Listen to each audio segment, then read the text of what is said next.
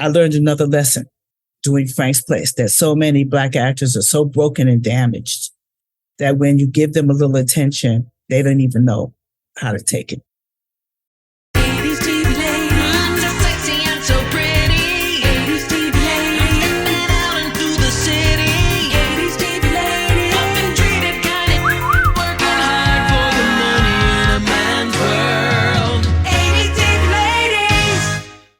Welcome to 80s TV Ladies with your fabulous hosts, Sharon Johnson and Susan Lambert-Haddam. Hello, I'm Sharon. And I'm Susan. We are super thrilled for today's guest. She is an Emmy-winning artist who has one of the most incredible television directing resumes in Hollywood. Prominent and prolific director, writer, and producer Neema Barnette has engaged audiences with a body of compelling, socially and politically charged work that defies the narrow stereotypes of African Americans usually depicted in entertainment for over 30 years. She was the first Black woman to ever direct a sitcom and the first Black woman ever to get a 3-picture deal. Miss Barnette grew up in Harlem and started working in theater in New York. She went on to direct over 50 television shows and movies, and was the producing director for the first season of Ava DuVernay and Oprah Winfrey's Queen Sugar. And she started in 80s television working on such amazing ladies shows like It's a Living and A Different World. Neema Barnette, welcome to 80s TV Ladies. We're so happy to talk with you today. Well, thank you, Sharon. I'm excited to be on 80s TV Ladies podcast. I'm excited to be here. My whole career started in the 80s when I got accepted to AFI Women's Directing Workshop and went from Harlem to Hollywood and changed my life. So 80s was an interesting time for me. So I'm happy to be on board. Thank you so much. You were one of the first amazing 80s ladies that were on our list. Wow. Almost from the beginning. Well, thank you. I'm honored. Because you were groundbreaking and were on so many great 80s ladies shows. So, yes, a very powerful CV, Ms. Barnette. Yes. Well, thank you. Thank you. Don't ask me how I did it, but I know it's interesting because, I started off in theater. And when I got accepted to AFI, the first thing I did was call Gene Furstenberg and said, well, can't you affiliate the program with someone from New York? Because, I went to the original high school of performing arts. So the only people I knew in Hollywood were out of work actors who didn't go to college like me and all flew to Hollywood to, start their acting career. So they couldn't be any help. And she said to me, Neema, the whole thing is you have to come to Hollywood. So I packed my bag and I went from Harlem to Hollywood and did my thing. But the interesting thing is after I got my first job on my AFI film, which took me a year to finish, was an after-school special about Donna Cheek, the first Black equestrian rider in her struggle to get into the Olympics. She played herself, so maybe that's why nobody else wanted to do it. But anyway, I got the gig. After that won a daytime Emmy. I don't know how, but it was an interesting journey. Coming from theater, you think you're the boss, and so when I did the Donna Cheek story, I had a DP, a male DP who was very chauvinistic. And I didn't know very much because back then, the Women's Directing Workshop, they didn't give you any lessons on film. You put your hand in a hat, you took a number, and then your turn came. So he would ask me, where do you want the camera? And being the little bitch I was from New York, I kept telling him to move. Oh, I don't like it there. I don't like it there. I didn't know much, but I knew I was his boss. So after about 7 times, I said, okay, leave it there. And then I'll tell you if I want to change my mind again, And it was after that I knew I had to learn lenses and everything else because being a woman, particularly a woman of color, they were going to question me around every corner. So I had to, know my stuff. But when I started my AFI film, like I would shoot Lawrence Hookham Jacobs. And then I told the DP, okay, let's go. And he said, no, Neema, now you shot him. You have to turn the camera around and you have to shoot the person that he's talking to. I said, oh, okay. And that's how I learned. That's how little I knew. But then there was a woman, Barbara Corday, who was the president of Columbia Television at the time. And I thought, well, since I did theater, maybe I should start off trying to observe on sitcom, because sitcoms are kind of like, theater. Mm-hmm. And so I got to observe under Tony Singletary, who was directing What's Happening Now. And I gave him my little reel, which consisted of my AFI film and that after school special. And the executive producer said, oh, her stuff is too much like David Lynch or John Cassavetes. She could never do TV, blah, blah, blah. So there was a Black woman who was the assistant to the executive producers. And she took my reel and she went into Barbara Corday's office and showed it to her. Barbara Corday called up those executive producers and said, give that girl a job. So they had to give me a job. And the first day on the set, they all came running out and said, Neema, we did our research and we found out that there's never been a Black woman who ever directed a sitcom before. And I said, oh my God, this is terrible. I don't know what they expected me, what kind of response they expected. But, so that's the day I made history because I was the first Black woman to ever direct a sitcom. I'll never forget it. Of course, the stage manager was a white guy, very chauvinistic. And I remember going in the bathroom and shedding a tear or two in the bathroom. And Shirley came on. I don't know if you guys know. Remember Shirley from Yes. What's Happening Now? Your episode was called Shirley's Little Sister. Oh my God, I you did your watched homework. Yes. And that episode did get nominated for an NAACP award. It was their first nomination in all the years they ever, because I put my 2 cents in. Now, I didn't know I wasn't supposed to put my 2 cents in television, but I did because Shirley's little sister, right? She was a big sister to a woman who had a lot of children. And my complaint was just because she has a lot of children, that doesn't mean she's a bad mother.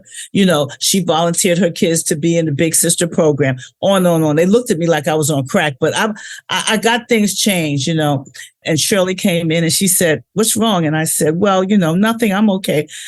That stage manager, he's a little tough. She said, don't you worry, Neema, we got you. Yeah. So, the cast had my back. That's 100%. huge. Yes. And we did the show. And I learned a lesson in that show that, my people had my back, and a lot of women, no matter what color they wore, had my back, and were happy to see that I was there. So I went on, and that gave me strength to fight a lot of the battles that I fought after that. And then they decided not to publicize it. They took all these photographs of me, and Columbia Pictures, they were going to publicize it, but then I guess they decided not to because I think I heard that they were embarrassed that no Black woman had ever directed a sitcom up to that point. Debbie Allen had directed Fame, but that was film. That was my first experience that really taught me to fight the battle for image control and fight the battle for balanced images because people were hungry for it, and that a lot of people were happy that I was there, and they had never had that experience before working with a woman director or a Black woman director. There were a few, but very few Black women or women of color at that time. Very few women, period, We've certainly been seeing that as we're looking back at the shows that we've covered so far. And yeah, things have changed, but not nearly enough, but it's happening. Oh yeah, it's big change. I'm sitting here being interviewed by you wonderful, beautiful, smart ladies. I tell you, I didn't think I'd live to see it. I was born in 1959. I didn't think I'd live to sit in front of you ladies, to take meetings with female executives, to read scripts that are female driven, where the woman is not the victim, I thank God every day that I lived to see it, and the battle was worth it, just to see it, smiley faces. Well, first, I want to admit that I was born in 1958. Oh, okay. Just so you're aware. Well, you look fantastic. As do you. But thank you. Going back a little bit, was it always your intent or desire to direct as opposed to be a performer or, be in any other part of film or television or theater? I've always been a director. When I was in high school performing arts, there was an African-American teacher. Her name was Vanette Carroll, and she was a Broadway director. She directed Don't Bother Me, I Can't Cope. She came from the islands. And I had never seen a woman director, never mind a Black woman director, never mind a Black woman director with such a presence that talked like this, and wore a silver a piece of silver jewelry in her natural organic hair. Vinette Carroll was a force to be reckoned with. And Glenn Turman was a senior when I got accepted. I was like 14 and he was a senior. And so Vinette Carroll had a group called Urban Arts Corps. And that group, she picked some of us from high school performing arts, which included Chip Fields, Kim Fields' mother, who was raised in the building next to me and who I coached for her audition for performing arts, Glenn Turman, Melvin, several of us, Cynthia Jones, and we would go around to the prisons and to different, schools and stuff, and we would perform these plays. And I got a job at the Harlem Y as drama and dance director back then. And I started doing the plays. You know who else was working there? Renee Watson. Remember her? She was a star of the 80s. Yes. Yes. Renee was at the Harlem Y with me, and I was the drama and dance director. And I started directing the kids in the same plays that we were doing with Vinette Carroll. And I said, oh, this directing thing is kind of nice. It came easy to me. Of course, I was copying her, but, I really liked it. And so that was my first introduction into directing. And I enjoyed it. It came easily. And so while I was in college, they had a workshop in Harlem called the Frank Silvera's Writers Workshop. And that's where Ntozake Shange workshopped for colored girls. Richard Wesley workshopped The Mighty Gents and a couple of his plays that were on Broadway. Morgan Freeman was there. A lot of people were there. And so I went down there and I volunteered in the directors group. And so that's how I learned. I directed my first play, The Girl Beneath the Tulip Tree, which was written by a professor at NYU. And I called all my friends from performing arts and we did the play. And Vinette Carroll came and she said, darling, I think you have a taste for this directing thing, but I think you've been living in the art world too long. Truck drivers don't dress like that. You got to get in the real world. So, but I was happy that she thought I could do it. And it came easily for me. So I've always been a director. I've had 2 jobs all my life, directing and teaching. And they have a lot of similarities. Sit down, shut up, move over. Okay. Stand there. So, yep. And so I've always been a director, and then I joined Third World Cinema in New York, an organization started by the late and wonderful Cliff Frazier and Ossie Davis, where they place you with people in the film business, give you a stipend, to get you started. So they placed me in editing with 2 Italian commercial editors, Paul Romano and Alan Rozak. They did all the Coca-Cola commercials. Wrigley Scott was doing commercials back then. It must have been 4 weeks into me rolling that film bin. I got a pain in my chest. I got off the bus and went to Harlem Hospital. Thought I was having a heart attack. I was strained from, winding those film bins. I went in the next day. I said, okay, I'm done. I'm done with the editing. I'm a director. I can't sit in this dark space anymore, But I learned a lot in that editing room that really helped me a lot when I got out to California and started directing film, because especially in television, it's interesting to learn to shoot to cut. And when you know how to edit, you know how to cut corners, and you also know what you need to tell the story. So that was a very good experience for me. I love theater too. I just love directing. I love what I do. I love telling stories that are meaningful. And, working in television, it was exciting. It was exciting back then for me. Like I said, a lot of people looked at me like I was on crack, like, who is this young girl? I was a kid. And I'd never been an AD or never been a script supervisor. I was always a director. And I think to this day, I haven't learned that I'm not the boss. So I'm always putting my 2 cents in and fighting for, a decent cut of something, because we, the actors, the crew, and the writers, we make the movie, we make the show. You do your cut and then you have to hand it over to the executive producers. And it's like, okay, you did your job. Now give it to me and I can make it better. But a lot of times that doesn't happen, So my union has made allowances for that now. We have what we call director's creative rights, which I have used twice. I used it on Raising Deanna and I used it on Genius Aretha, where you get the guild involved and you're allowed to go through every facet of your show. Not just your cut. You can fight for your cut. They have to respond. You're in all the post-production. And it really, I like Genius Aretha. I'm so proud of my 2 episodes. And people say, how did it come out like that? It came out like that because I made a lot of enemies and I was in every facet. So to answer your question, Sharon, yes, I've always been a director. Never wanted to do anything else. And a little bit of a fighter. So what were you fighting for in Aretha? Oh, girl, that's another show. Okay. Oh, boy. Well, briefly, I was excited. I took the job because I didn't know Susan Lloyd Parks. I knew of Anthony Hemingway, heard nothing but great things about Anthony. I love the cast and I love Aretha. Every Saturday growing up, all I did, my girlfriend Peggy Ann and we go get Sherman's barbecue and go to the Apollo at 12 noon, pay $5 and stay there till midnight. And we saw everybody. I would do that from the age of 14 to 20. Even when I was in college, we still did it. I saw every artist that you could ever imagine. Wow. Yeah, including Aretha Franklin. So when I got down there, the script was leaning toward making Aretha's father the father of her first child, which had been proven that he was not. He was a ladies' man, etc. But he also was one of the first strongest civil rights leaders in the country. In fact, Dr. Martin Luther King was his mentee at one time.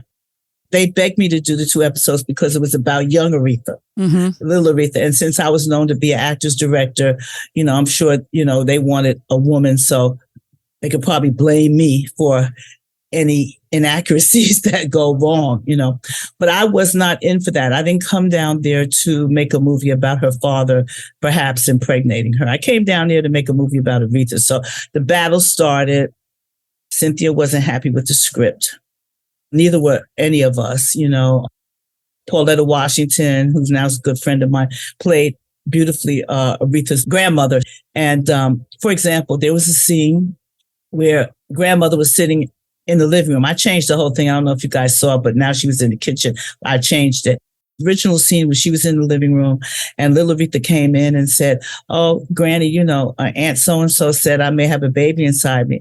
And so the grandmother said, oh, really? And then Courtney came in, who played the father, Courtney Vance, and was supposed to say, what's wrong? And so grandmother said, well, Aunt so-and-so said Aretha may have a baby inside her. And so his line was, well, maybe it's God's will. Well, I called up Pauletta. I said, Pauletta, I'm a fan. I'm directing these 2 episodes. But we have to talk about this scene. I don't think any grandmother, I don't care what color they are, who raised their grandchild for 12 years, sent her on the road with her son for 2 months, and she came back pregnant, would take it like that. No grandmother would do that. So we rewrote the scene.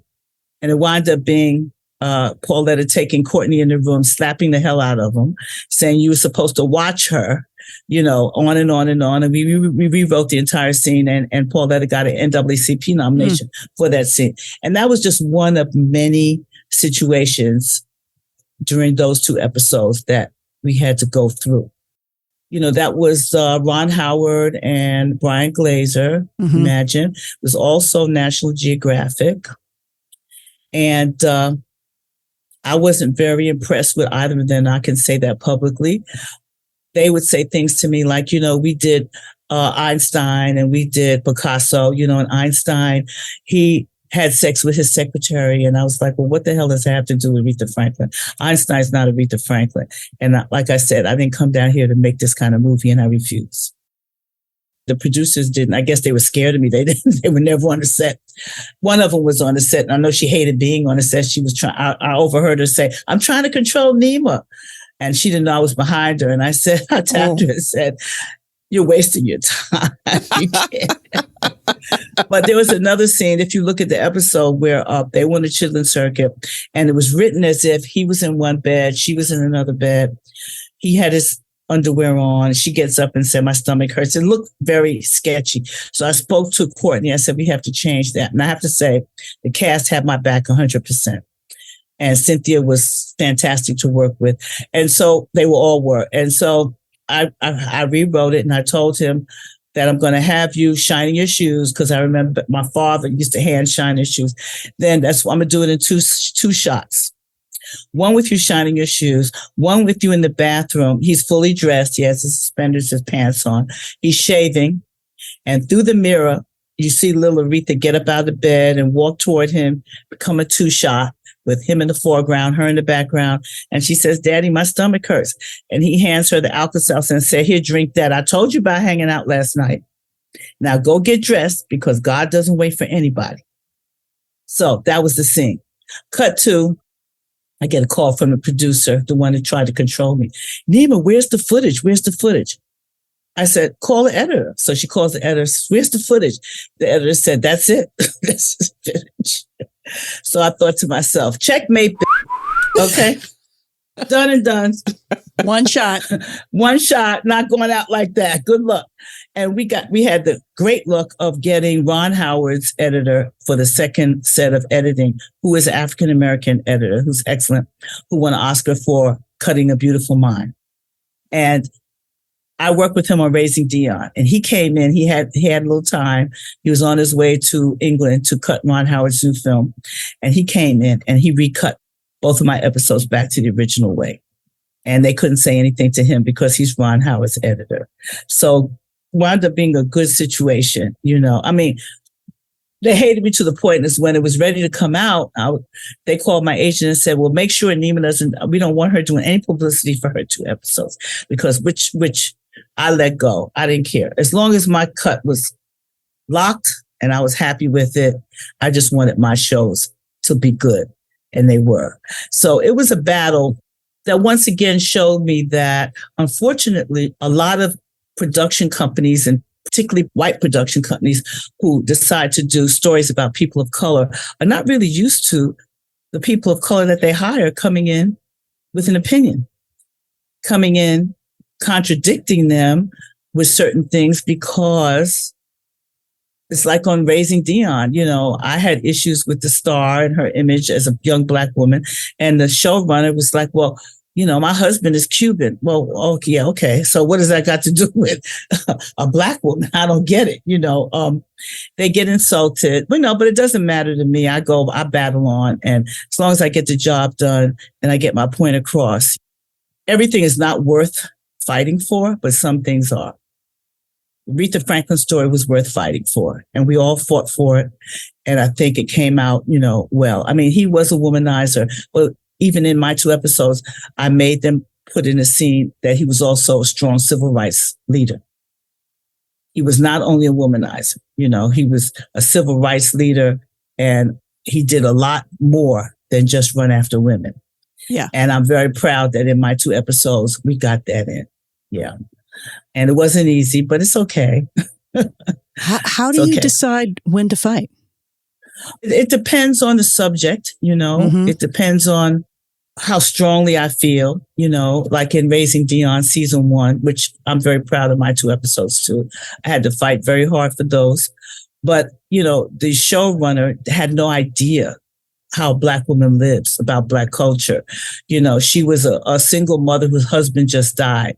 There was nothing about her parents or her aunt or any extended family that came and put food in the refrigerator or help her before she got a job. We don't work like that. You know what I mean? And she said to me, well, her mother is mad at her. Yeah, okay, but she's got a little baby and her husband just died, and I'm a mother, and I don't care how mad a mother is.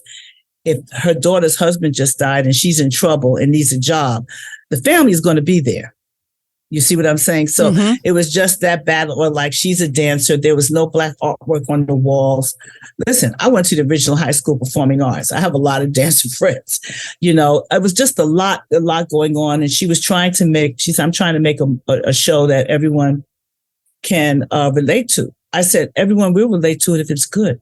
Everyone related to Boys in the Hood, which was an all Black movie, but it was good. It was about human beings. And you're telling a story about a Black mother who has a Black kid who is a superhero. Who do you think the first people are who are going to watch it?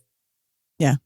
You know, it has to reflect reality, which if you look at the original short that Dennis Liu, who was the Asian American, very talented young director who did the original short, if you look at his short versus how it wound up, and who was in the lead, it was a big difference, But Michael Jordan was involved, and he played the deceased father. He was wonderful. Yeah. Unfortunately, I didn't get to work. We didn't work on my episodes, but he was very supportive. And Macro, with Charles King's company, was involved. They were very supportive. And Netflix was very supportive. Season 1, we had Seth Mann, who was a fabulous director and a fabulous person.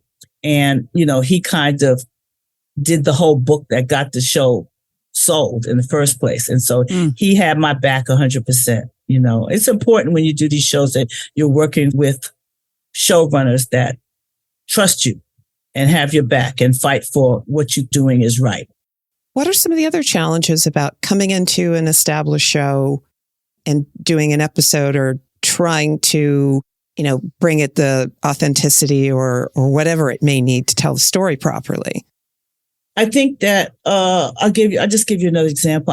I did The Equalizer because they were doing a special episode about a Latino mother who was crossing the border with her son because her life was threatened. And when she got across the border, they took her son away. I suggested we get an indigenous looking Latino, not a white looking Latino. So we get casting tapes and everybody's blonde and blue eyed. So I called the casting director. I said, this is in New York now. Okay. This was last year. It's not like 10 years ago. And I said, I thought we were looking for a more indigenous looking Latina. Well, it's hard. I said, it's hard in New York City. It's hard to get an indigenous looking Latina, a brown skinned Latina.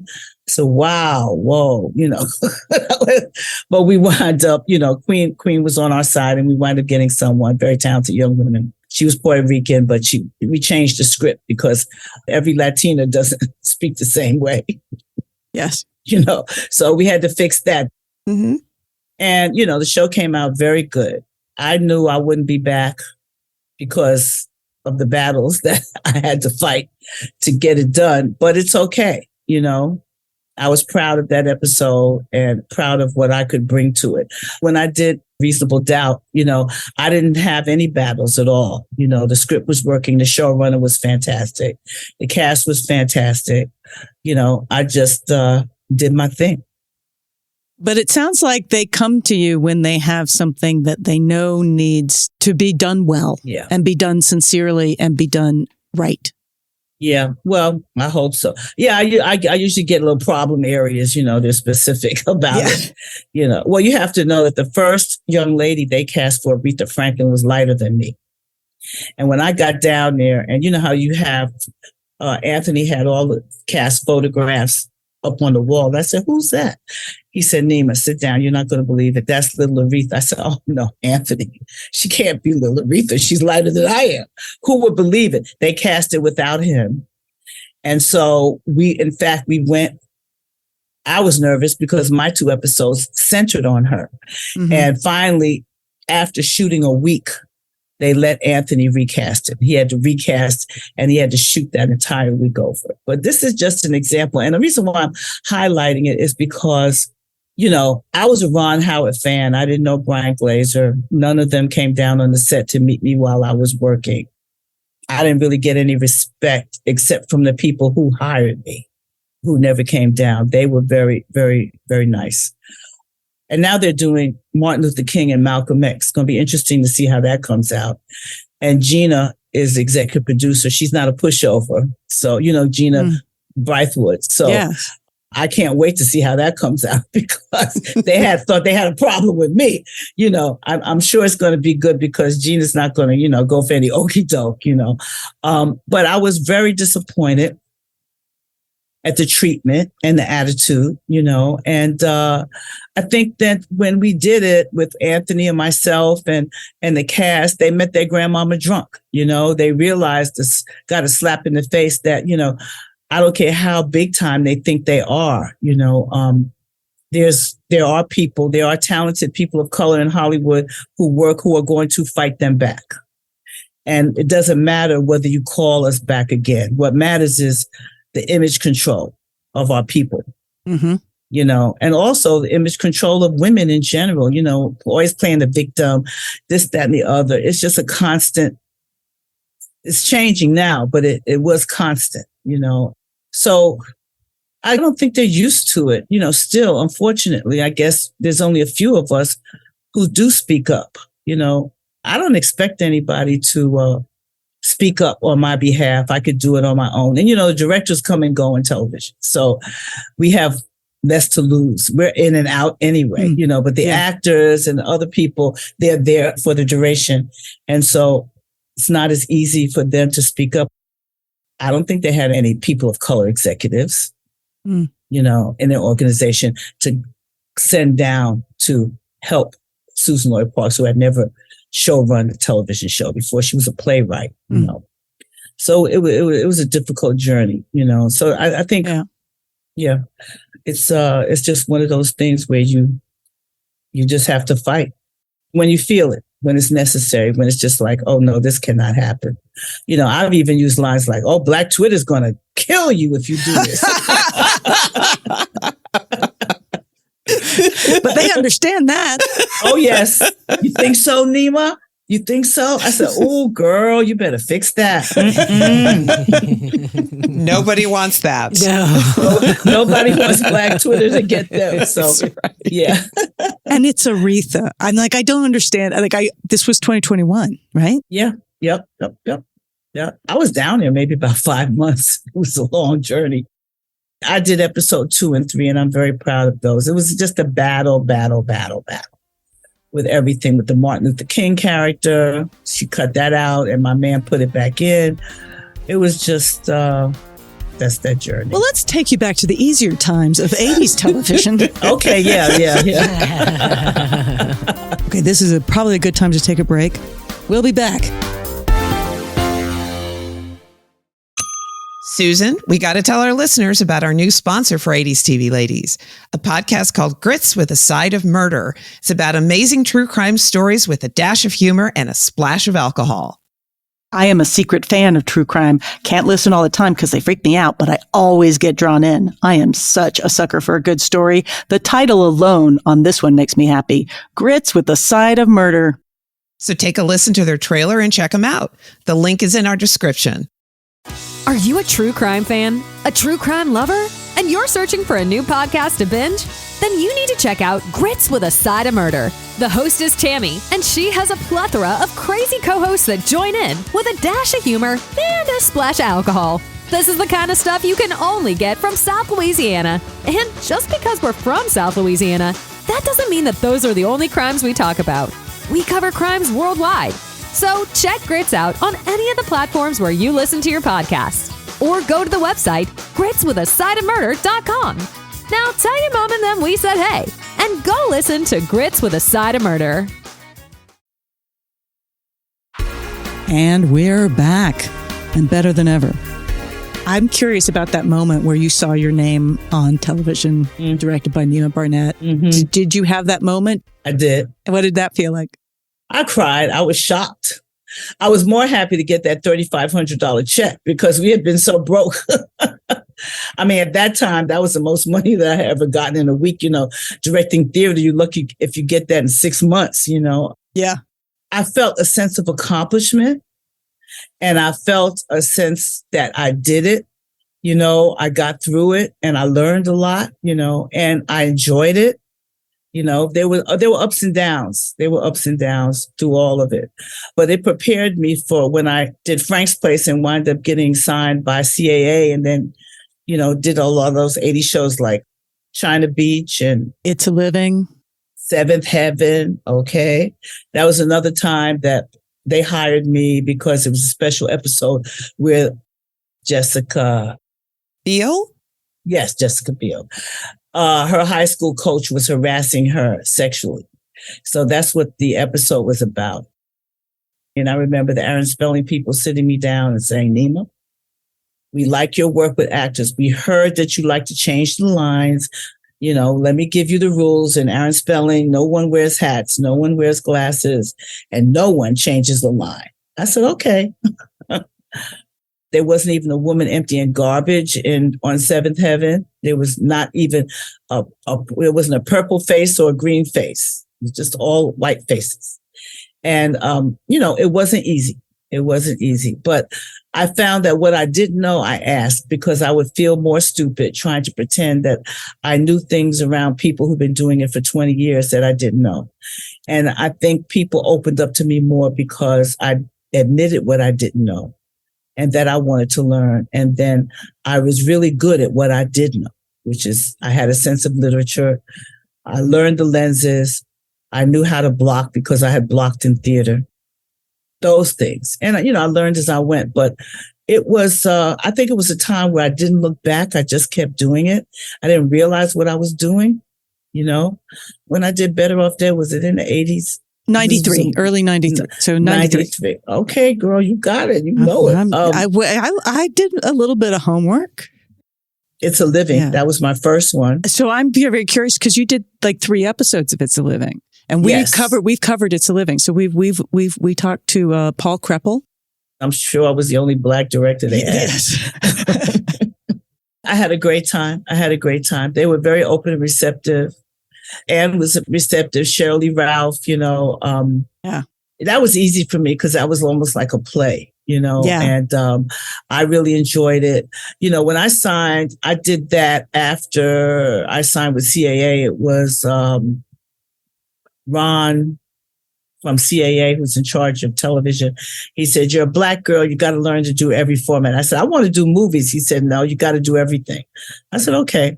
So I did, every format. I did 1 camera film, 4 camera tape. I did after school special. Then I wound up doing 10 2-hour TV movies. I just did it all.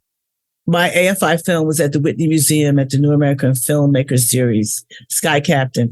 And David Putnam was there and he saw it. And so he called me and put me in his new director's program at Columbia Pictures. And at that same time, they called me for Frank's Place because a lot of the Black actors in Frank's Place I knew from Black theater in New York. And Sam Art Williams, who is a very excellent playwright out of New York, was one of the co-executive producer writers on the show. And he had written this episode called Frank Joins a Club, and he recommended me. Sam wrote the script, and he was so funny. He said, "Now, Neema, I want you to act like you don't know me on the set because I don't want you to get me in any trouble." I said, "Okay."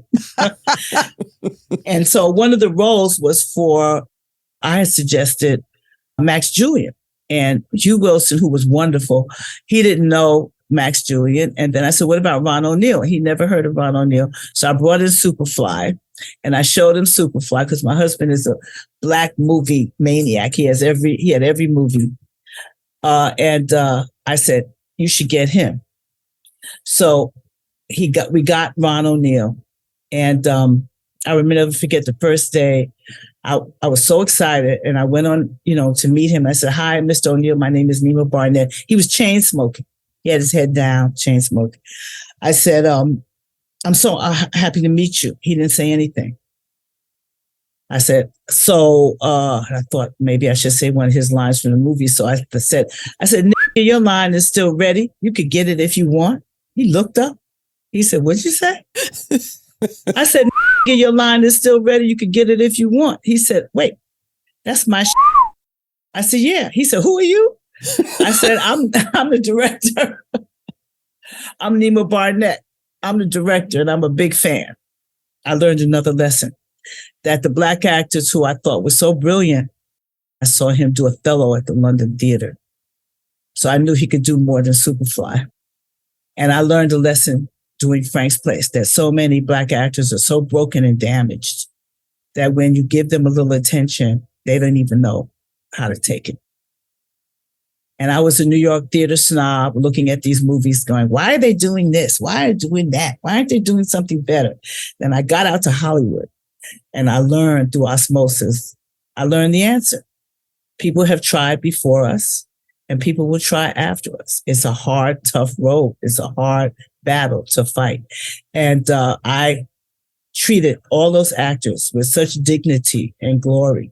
Like Frances, I would make sure she was the older actress, make sure she always had a seat. And Ron O'Neal was such a gentleman, so fantastic. That episode won an Emmy, and he was the guest star of it. It's called Frank Joins the Club, where you're not lighter than a brown paper bag, and Hugh Wilson was wonderful. And I did another episode, and then there was another episode where he had Pam Grier on because I introduced him to blaxploitation films. So he had to watch Pam Grier and named Pam Grier Neema. So I got my name in, one of the episodes. Yeah, it was nice. And one of the executives at Columbia said, you should sign with CAA. I didn't know who CAA was. So when I went for the interview with Mike Ovis, I said, will you have anybody Black? He looked at me. He said, well, we happen to have a Black girl just got out the mailroom. And I'm going to put you with her and Michael Rosenfeld, Sonia. They're going to be your agents. I said, okay, as long as you have somebody Black, because I don't want to be in the slave camp. And he said, okay. I'm sure no one had ever said anything like that to him before. No. And he and I were born on the same day, December 14th. He said, oh my God. So anyway, that's how that happened. And then that's how I got It's a Living. It was shortly after that doing China Beach, Rumor Peace, which also won a Peabody Award where they thought the war was going to be over, but it wasn't. I told my agents, I want to do something else. I can't keep doing all these TV shows. So they got me an after-school special called Different Worlds. That was in the 80s. Mm-hmm. That had won a Junior Pulitzer Prize about a young Black guy and a white girl in high school together that witnessed a murder in a bodega. And I shot it on Super 16 in 4.5 days. And it won a couple of daytime Emmys and a Peabody Award. And it was that piece that got me Better Off Dead. It was that, taking that step back to do that little after school special to move forward into 2-hour movies. Walking into a room as a Black woman in the 80s onto a set, into a room to basically try to get a job or do a job, and what that feels like, and how you go from Harlem to Hollywood. Yeah, it was painful. Yeah. Was some of it just kind of, you didn't, as you said, with other things, you didn't know what you didn't know, and you just basically just were yourself and said, hey, this is it. So. That's right, Sharon. That's exactly what I did. I came up at a time where we had leaders, where we were fighting for Black courses in college, where I had poets like Sonia Sanchez and Nikki Giovanni. We had Malcolm X and we had H-Rap Brown, and we had leaders. We had the Young Lords in Harlem, Latin group fighting. We had the Panthers still around. So when I got out to Hollywood, I think my politics were kind of set. And so I just was used to confrontations, and I learned when we took over City College, the Young Lords gave us a course in strategy for revolution. And I took that course, what I learned, strategy of revolution, and I applied it when I came to Hollywood. So that's how I was able to pick and choose my battles and just kind of, maneuver myself through it. Because when I began to walk in the rooms, it hit me that I was the only one. Then it hit me that it was important that I need to be there. And I don't only need to be present. It's just like you sitting, like Malcolm said, you sit at the table, but that's not enough. You have to have something on your plate, and you have to be a diner. If you're not a diner, you're just sitting there. It doesn't make any difference. You have to have something on your plate. So I kept thinking about that and, just maneuvering myself in. And I think that I came at a time when actors were tired of the furniture pushers directing. A lot of the ADs and DPs and people who didn't have as much storytelling experience, as theater directors had. So when I was coming in, they wanted more. They wanted directors who could help them with the story. And that I knew. I had a sense of literature from theater, and I knew how to break a script down, and I knew how to tell a story. I knew going in the room that there was a 90% chance that I wouldn't get the job. A lot of times I did get the job. When I did Zora Is My Name, Zora Neale Hurston piece with Ruby Dee and Lynn Whitfield and Paula Kelly and Oscar Brown Jr. and a lot of good people. Yeah, when I was doing Zora, when it came time to do the part about Zora losing her benefactor, and going downhill, the producers were like, we don't have time for that. We don't have time for that. I said, oh, no. I called up the Directors Guild. I said, hi, my name is Neema Barnette. I'm a new member of the Guild. I have a racial situation here. So he came and he made them move their monitors away from me. I said, oh, the Directors Guild has my back. And that's how I became a fan of the DGA. Describe a little bit more what made you call the DGA and then how they solved it. I'm going to have Ruby just strip as she's doing a monologue, just take her pearls off, take all the, not strip naked, but strip down as an image of her life going downhill. And they said, oh, we don't have time for that. And I think mainly it was, they were behind me, one, which was getting on my nerves. And two, when they didn't want me to do that single shot, which wound up being very powerful, of Ruby, who was, phenomenal, doing that monologue, taking her pearls off and everything. It was a bit much for me. And so I think that's what motivated me to call up the Directors Guild and say, this is an issue. And they said, well, what do you mean? I said, what do I mean? I said, as long as she's singing and dancing, everything is fine. But when it comes to the part of her life, where she was in trouble and she was going downhill, you want to cut that out. And that's an important part of her life. And I'm not going to stand for, being young and crazy, just going off. Good for you, though. I'm loving that. I mean, that's clearly, it may, as you said, have cost you jobs, but it also got you jobs. Yeah, that's true. Actors remember that.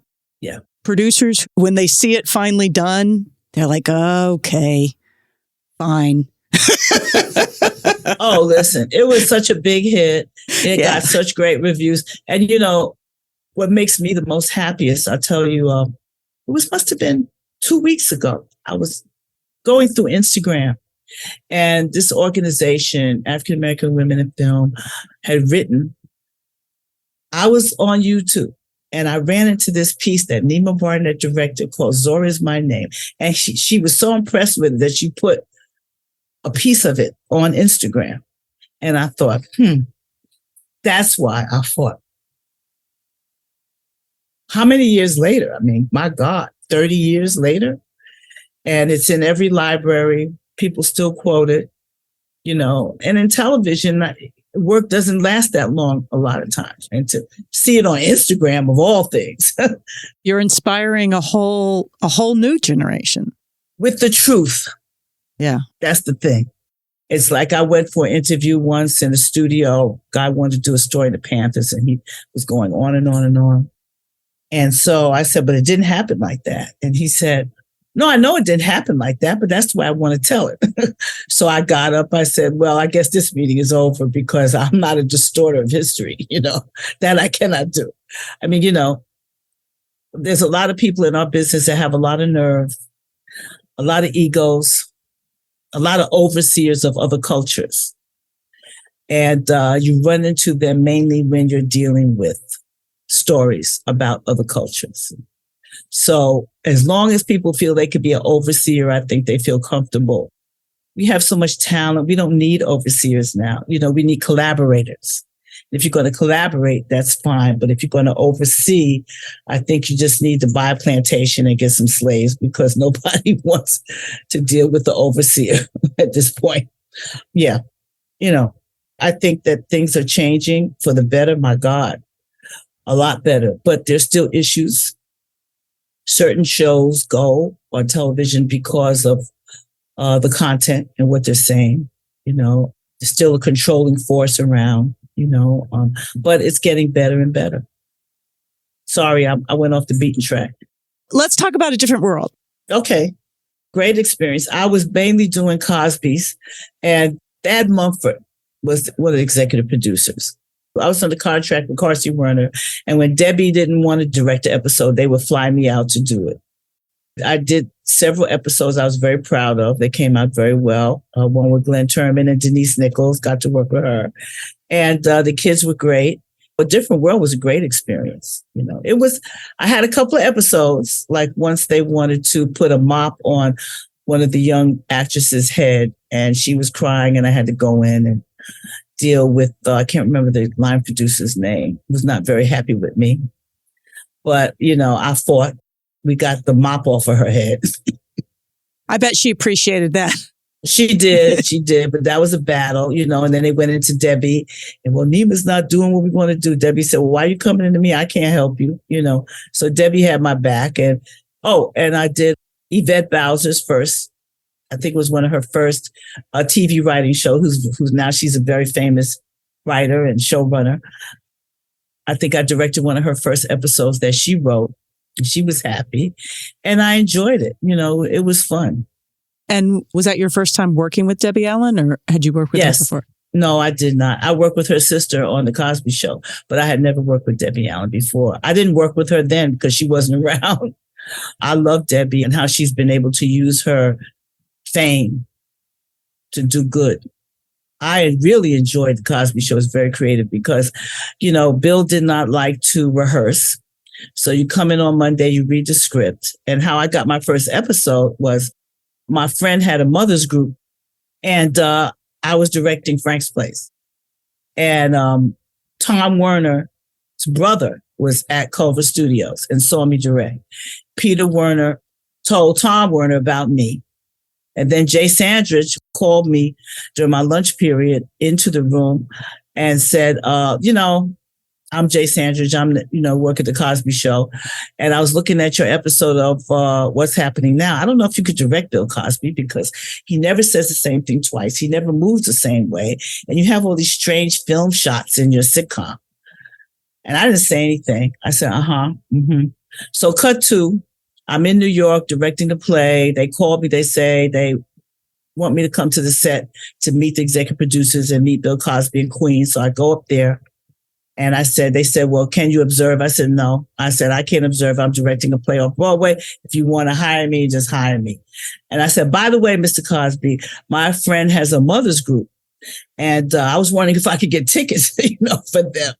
And he said, every time a woman is pregnant, they always want special treatment. And I said, well, if you were pregnant, you would know how women feel. And he looked at me, he said, what's your name again? I said, Neema, I just met you. He said, oh yeah, okay, well, that's the show you're going to do. And he called the writers in, they hired me. And he had them write an episode where all the men get pregnant. And I directed it. And I remember Jay seeing me on the set, stopping me and saying, oh my God, Neema, I heard the episode that Bill is going to have you do.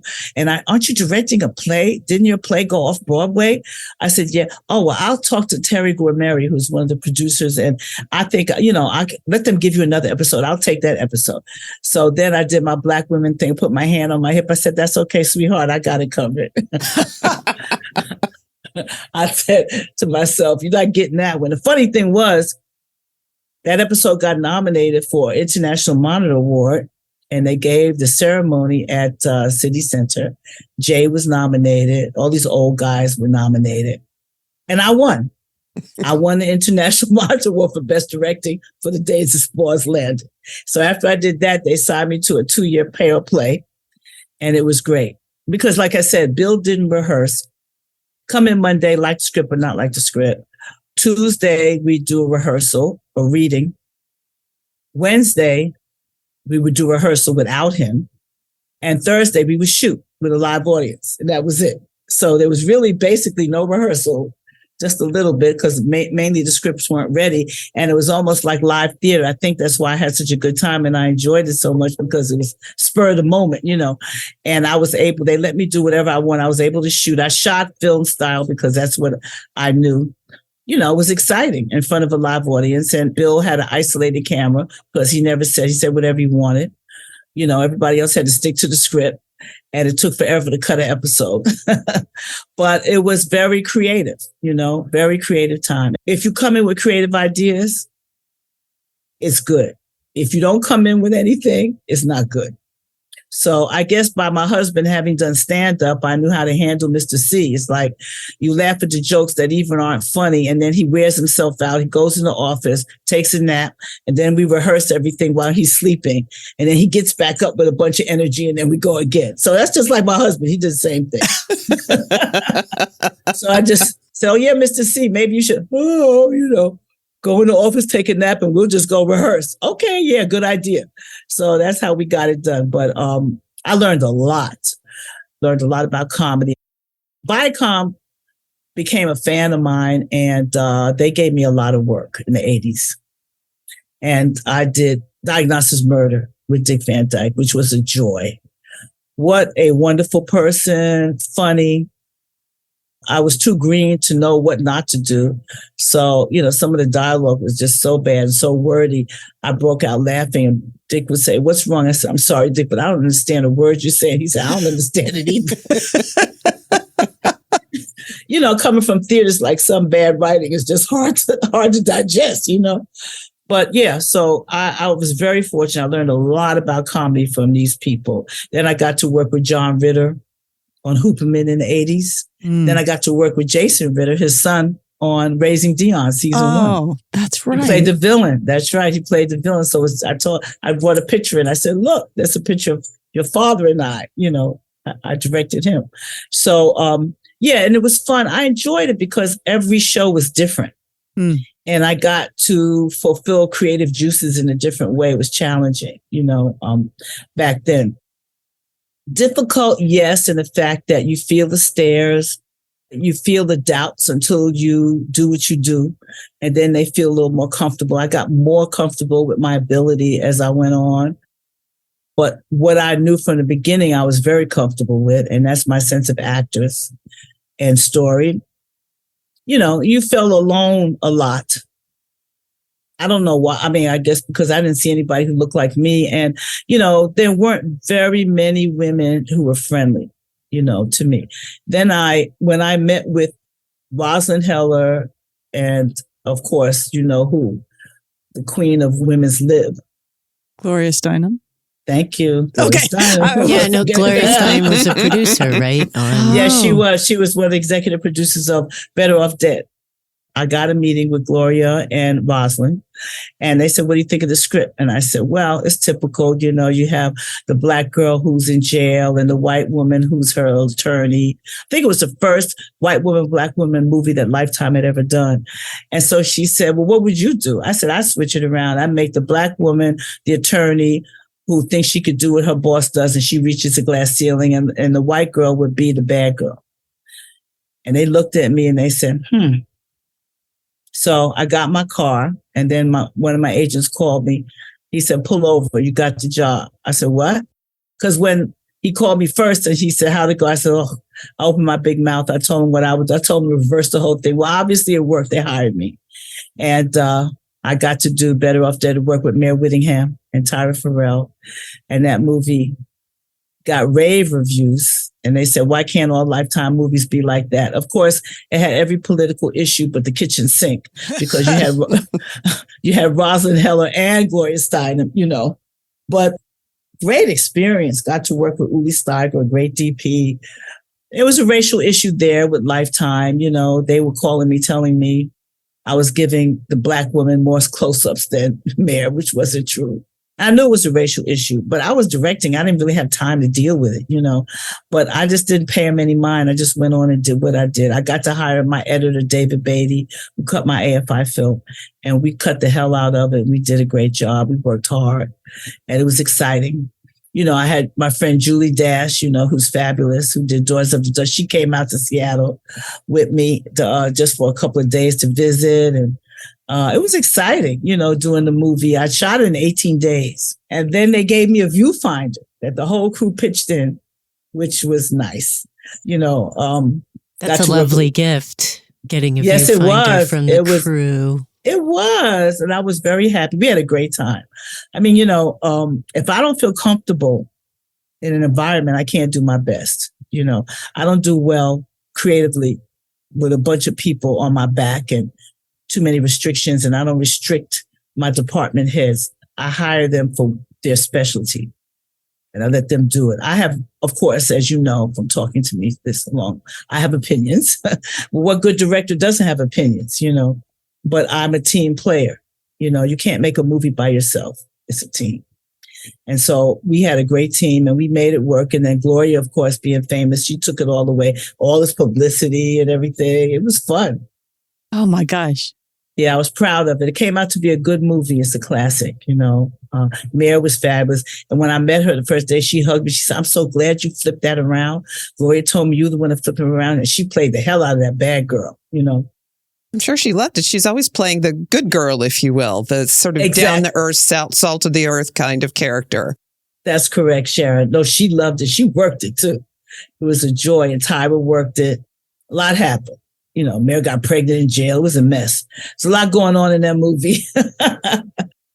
People like Rosalind and Gloria and Jean Furstenberg at AFI, who became like a second mother to me. These are women that really championed me and helped me. And during my down times, they were there along with my team of friends like Ayoka Chinzera and Julie Dash and Michelle Mateer and Uzan Palsy and all these early women of color filmmakers that we were all friends, and we would get on the phone and, console each other and talk about our experiences. I mean, I think it's important, particularly for women, to have a tribe. Mm-hmm. Like you guys are a tribe, you have to have your tribe. And so, I mean, that helped me quite a bit during the hard, difficult times of sexism, working in a man's world where everyone around you wants to be the director. Television, and you come in as a director and you don't know they're mumbling under their breath, and the DPs who want to direct and this and that. It could be a hot mess sometimes, but like I said, it comes with the territory, and you have to just prove that you're there to tell a story and you respect every job that everyone has and treat them with respect, and I think it'll work out. I came into a lot of difficult times because I was a woman, because I was Black.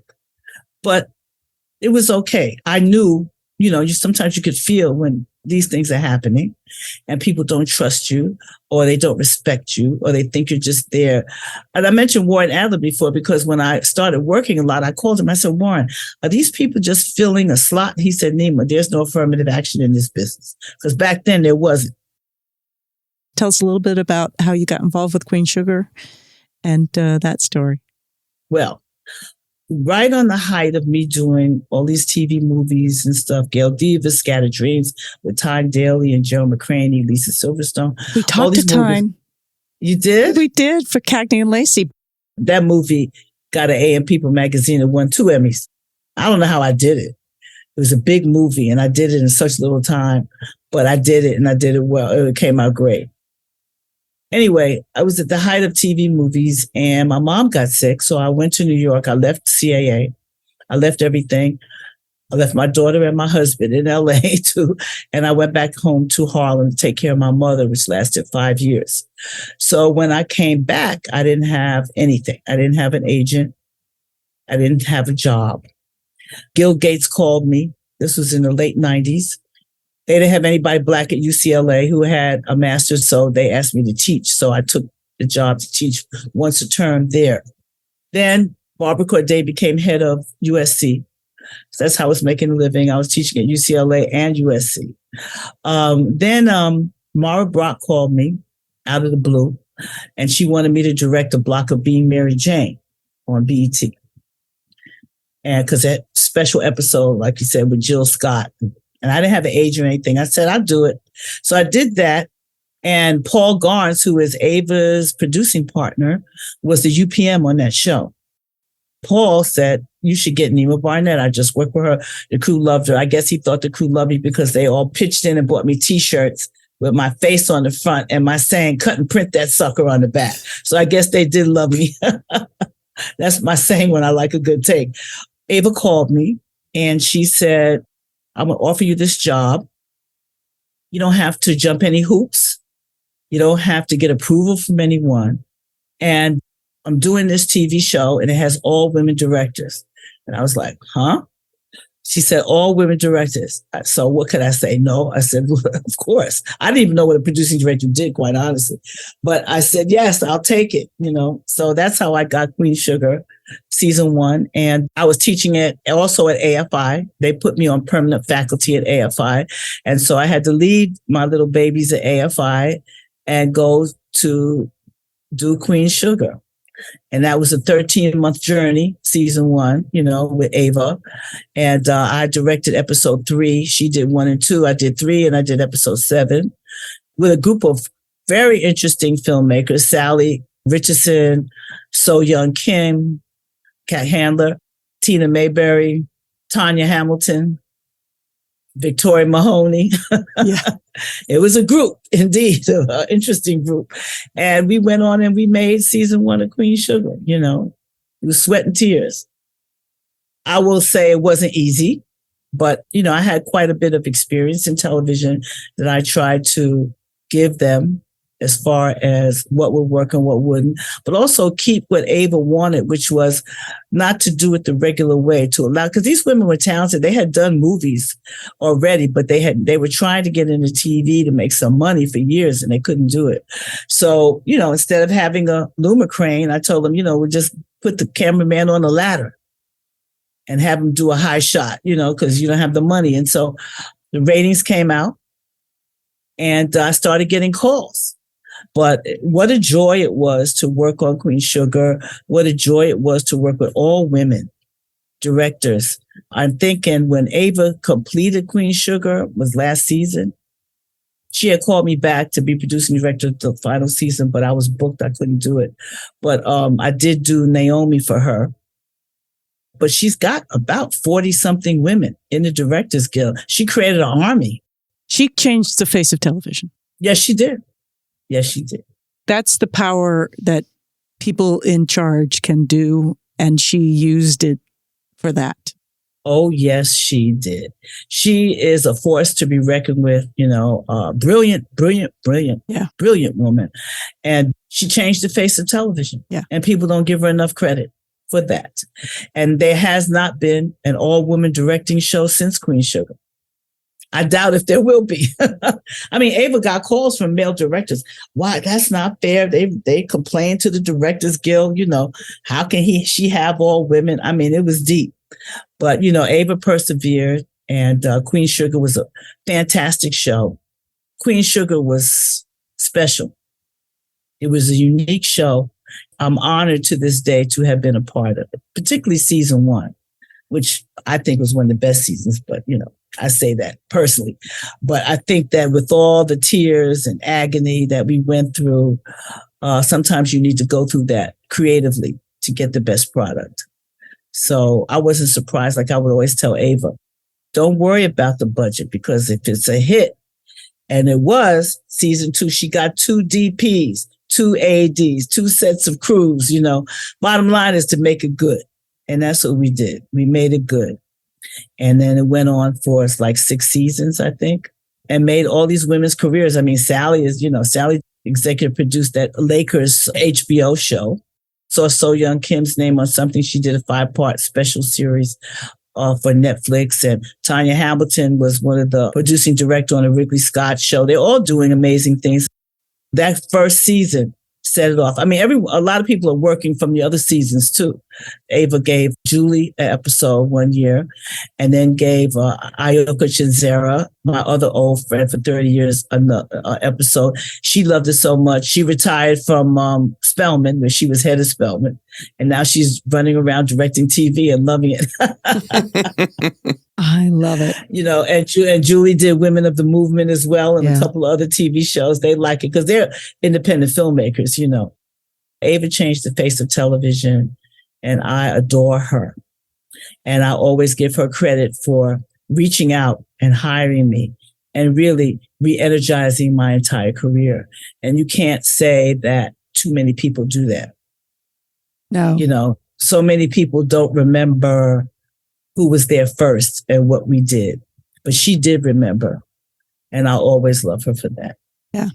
And honor it with action, which is incredible. Oh, yeah. Always with action. And not only that, she didn't leave them hanging.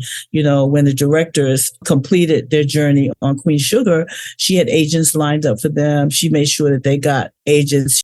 She got them jobs and agents in the beginning. So they weren't left hanging, Right. That's so rare. Because even at AFI, I did a master class several months ago with a bunch of students, and I'm helping them get jobs. They're graduating the thesis film. They're scared to death. They don't know where to go. No one's offering them anything. It's scary. It's a tough time. Yeah, it's a tough time. I mean, it's important not to leave young artists out in the cold when they leave the wound of school, where it's warm and comfortable in a creative environment. And then you go out in the world and you're like, okay, what do I do now? I mean, I've been told stories by students where their teachers tell them, well, why don't you buy some property and then you could use the money you make from the property to make your film. And the girl told me, she said, Neema, my parents took a third mortgage out on the house to send me to AFI. So I don't know what he's talking about. I mean, film is an elitist business, when they first mentioned to me way back in the 80s, well, you have to observe. I was like, oh, no. I cannot afford to observe. I have a little baby girl. I got an actor husband who's out of work. I got to work. When I did the Cosby Show, I said, I'm not observing on anything. I'll observe if you hire me, if I'm guaranteed a job. And again, they looked at me like I was on crack, but they did hire me and then I observed. So because you can't leave people hanging out there like that, they don't know what to do. And now it's even more competitive. When I was doing TV, not a lot of people, filmmakers, wanted to do TV. It was looked down upon where I came from. Now everybody's doing TV. Yeah. Going back to Queen Sugar for just a moment, you mentioned you went there as a director, producer. Can you talk a little bit about what the producer aspect of your role was and what you were doing? Mm-hmm. I was on the set every day and I tried to create a new paradigm and not use it like the guys used it in the past, but have my position just be an encouraging position to their vision, but just teach them how to do it on a television budget. And I worked a lot in the producing capacity, just like that on the set, not money wise, but showing them how, looking at their vision and giving them options, because we didn't have the money for a Luma crane or we didn't have the money for a drone. So how else can you get that vision across? And I would give them several alternatives to that, and encourage them in areas, that they weren't used to. Like So Young Kim asked me, what does she do? I said, she's a script supervisor. What does a script supervisor do? Because So Young Kim did her independent movies with her DP, her actor, and that was it. She didn't have a script supervisor. She didn't know what a script supervisor did. So introducing them to the tools that they have, that a lot of them didn't have when they were doing their independent films, so they could focus more on directing. Like So Young Kim said, oh, so many words and even too many words. I said, well, welcome to the world of television. You got two little baby girls. You want to get their college degree. You want to make some money. There's nothing you could do about this verbal diarrhea. It's going to be there. And you just try to put as many images in as you can and keep it moving. And she's doing great now. But, these were some of the things I was able to contribute. Long talks, going over their shot list, helping them, adjust. Helping them to succeed both as becoming television directors, working television directors. Yes. And creating an environment that will hopefully encourage them to do the same as they move forward in their lives, instead of what seemed to be in the past. Well, I had to go through the tortures of the damned, so you figure it out yourself kind of mentality that seemed to exist before. So that's amazing. That's really, really amazing. I mean, if you think making a movie is like Entertainment Tonight, you're wrong. It's more like construction work. It's no joke. If you never took vitamins before, you better take them now. But that is no joke. Shooting a show or a movie is no joke, and TV is very fast paced. But it worked out. It worked out, and the actors were wonderful. The directors came with what they had, which is talent, and did great episodes. I know once I was going through Facebook, I'm not going to mention her name because she was in Leslie's and I class at AFI, said something about, well, they're always talking about Ava.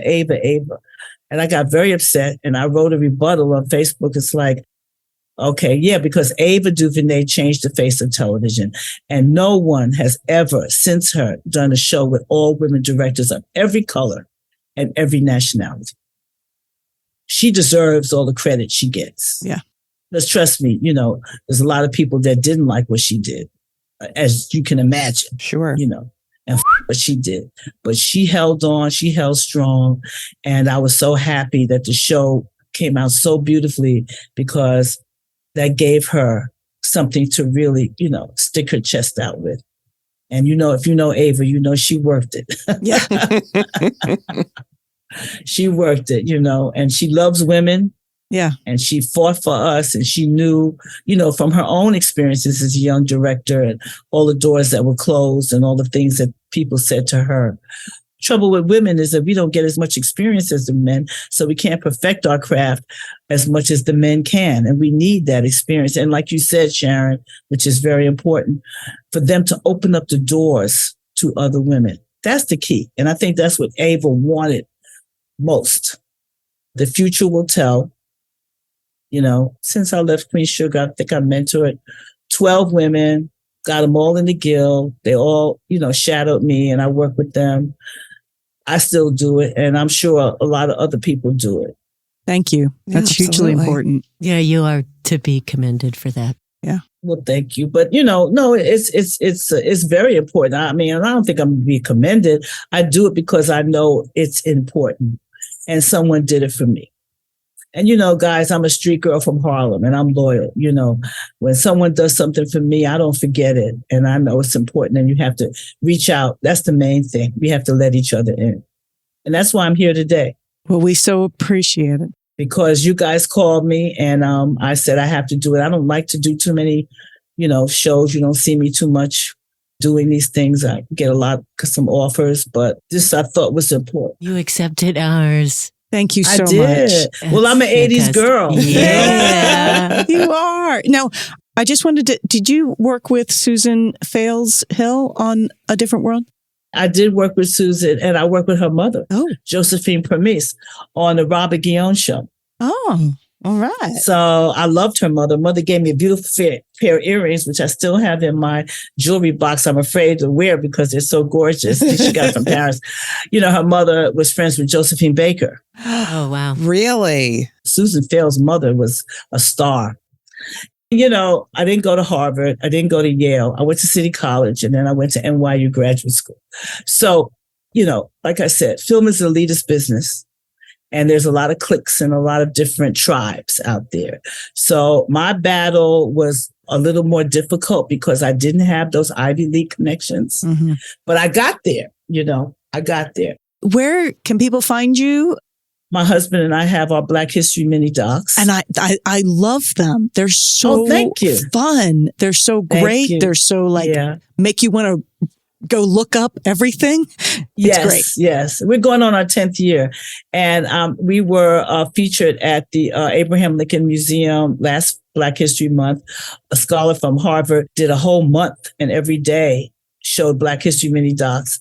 And you can go to our blackhistoryminidocs.com site and see all the mini docs we did. It's a family affair, and we do it for free because we both felt, what could we do? What could we do? One thing we do know, if you don't know where you come from, you'll never know where you're going. Exactly. And I think that there's so many, like I said, from my experience in Hollywood, particularly working with actors of color, noticing how damaged and broken they were and how badly they were treated. I thought it was very important. My husband and I both thought it was important for them to know what royalty they come from, so it's important. And so we're very proud of our Black History Mini Docs. So they can reach me on blackhistoryminidocs.com or on Instagram, Neema Films, or on Facebook. I'm there. Social media, I'm there. Okay. Ava taught me that.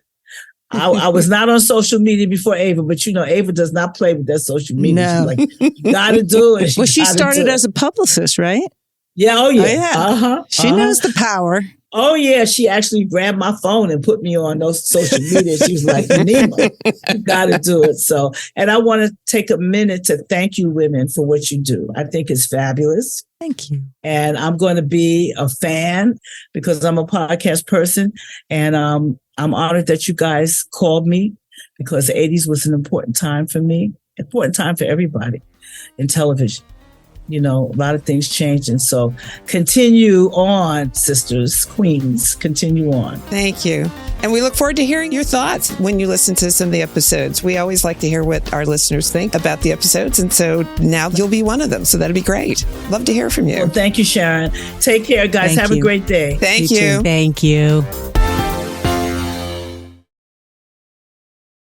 For our audiography today, you can find out more about Neema Barnette at Instagram.com/Neema Films, and on Twitter at twitter.com/NeemRick, NeemRick.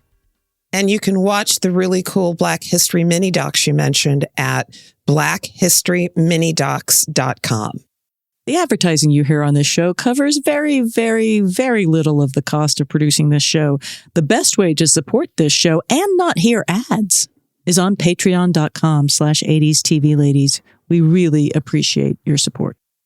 Our next episode will continue our look at a different world with the adorable and insightful 90s TV babies. And we have brought them a show that ran into the 90s. So if they were born in the early 90s, they were like 6 months old.